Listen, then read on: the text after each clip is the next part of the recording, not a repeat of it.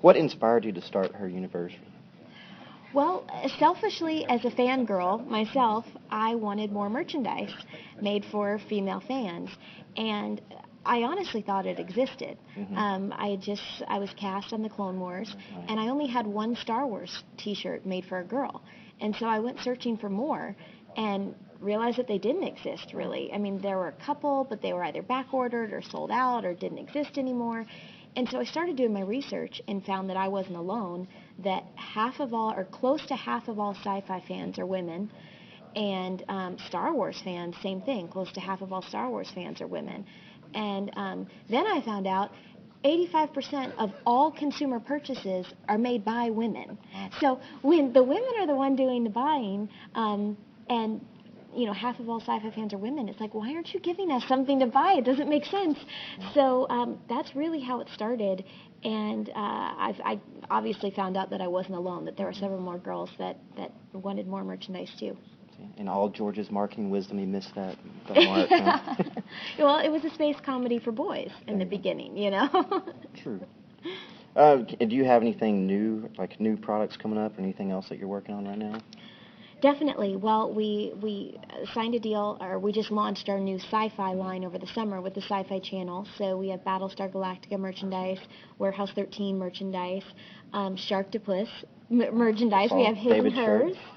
We have one guy item, and that's a Sharktopus shirt for the men and women, so his and hers. But and we also just got approval on another major license that the deal's not officially signed, even though it's been approved, so I don't want to announce it just yet. But it's another major one that has a huge female following, and I know the girls are going to be really excited. What was the most challenging thing or the biggest hurdle you found when you started the line? I think when I started the line, the most challenging part was actually starting my own company, because when I first had this idea, it was like, oh, yeah, let's just design some cute T-shirts. I mean, that's all you think about. I'm there with my sketchbook, and I'm like, we can do this T-shirt and this T-shirt. And I didn't quite realize that in order to achieve that, I had to become an official licensee. And that meant starting my own company. I have a partner called the Araka Group, and they're fantastic. And together, we created her universe. And it was this whole huge process that goes way beyond just designing a couple T-shirts. Once you found the business, then you can go do the fun part of designing the T-shirts.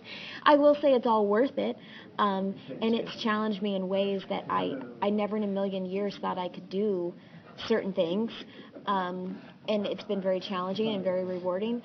And then also I've been into fashion design since I was 10, so it's also been a dream come true because I get to do something that I've always dreamed about. So you never have to work another day in your life, right? Oh, well. So they say if you do what you love, you never work another day in your life. Oh, that's true, yeah. So. No, not that you're just done, but... Oh, yeah. No. We have a long way before, I thought you were meaning, just being hugely profitable. We have a long way before that happens because we have a lot more convincing to do in the retail space and all that. But you're exactly right. None of this feels like work. Right. It's all fun. And it all goes back to the Clone Wars, because none of this would be possible without me being the voice of Ahsoka. That role put me in the position to be able to do this. And there's not a day that's ever felt like work. I mean, that's been play from the beginning. It's challenging, but it's fun, and because of that, it's opened up other doors. Yeah. You mentioned some of your designs, and you have some awesome ones. I was telling David, I love the Cylon shirt with the spine. Oh, thank you. That could be a guy's shirt, too, by the way. Well, thank you. And I think there is, I don't know if it's an illegal one, but there is a red spine shirt for guys that I saw online, but I don't know. My husband and I watched Battlestar Galactica from the very beginning. We just got the full DVD set. We loved it, too. I mean, I'm almost glad we had the opportunity just to power through it, because I don't know what I would have done if I had to wait a week in between episodes. I mean, there were some episodes that are just literally like heart-pounding, and you're like, okay, I have to watch the next one right away. And that was one thing that stuck out to me, was that red spine. There was something, just a cool look about it. It was really sexy. And so I said, okay, how can we take that image and still kind of make a classy shirt and feminine? And so I'm pleased with how the shirt came out. what's your personal favorite of all of your designs? Or do you have one? Oh, geez. I guess that's hard to pick from your own, It's like, yeah, I guess I don't have kids, but it's like asking a parent to pick between one of your kids. You know, I don't really have a favorite. I have different pieces that mean different things to me because each piece is inspired by someone or something, something that happened or inspired by a person. Because, as I was saying before, I was given the entire Star Wars universe and the entire sci-fi universe, and then they just said, okay, go play. But really not much guidance other than that, and they gave me a lot of freedom, but then where do you start? Right. And so I started with inspiration from people and stories and events, and one shirt that we did, our Plo Koon and Ahsoka shirt, was Dave Filoni did the art, and it was really inspired by my relationship with him. I mean, he's been a true mentor to me throughout this whole process, and kind of like he's like my Jedi Knight, and I'm his Padawan.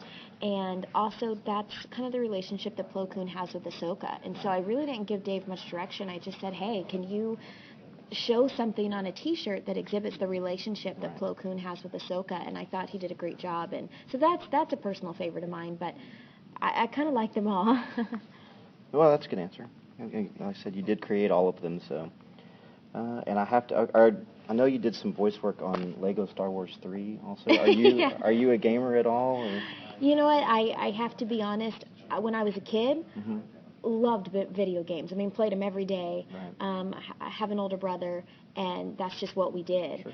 I was more old school. We had the Sega. Atari. No, we had Atari Yeah. and Sega.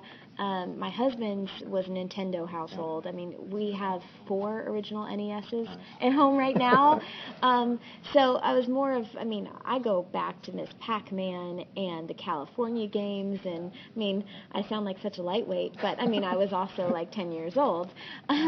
And I kind of got out of it after that because I got really heavily into acting, and it's something I regret because I loved it so much, and I feel like I did have a skill for it, and I kind of, let it go.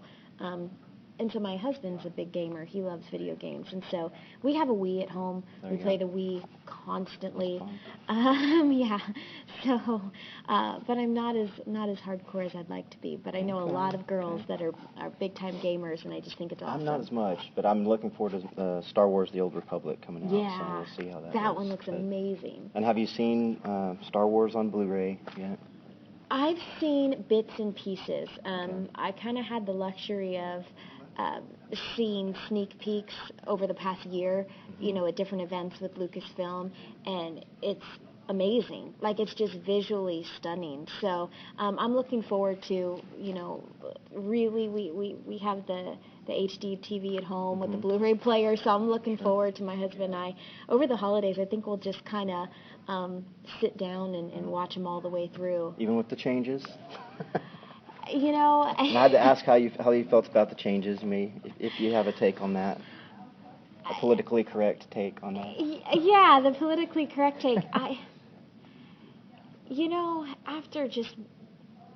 After working for the company and seeing what goes on behind the scenes, there's so much that the fans don't know about and so much that goes into it that I think I look at it from the point of view, it's like everybody just truly means well, and they're trying to make it the best that they can be, or the best that it can be. And so I think it's tough to be upset at something when it comes from such a good place and everyone's just trying to make it better, whether you believe that or not, I don't know, but sometimes that's not always seen by the fans, is just the good intentions behind it.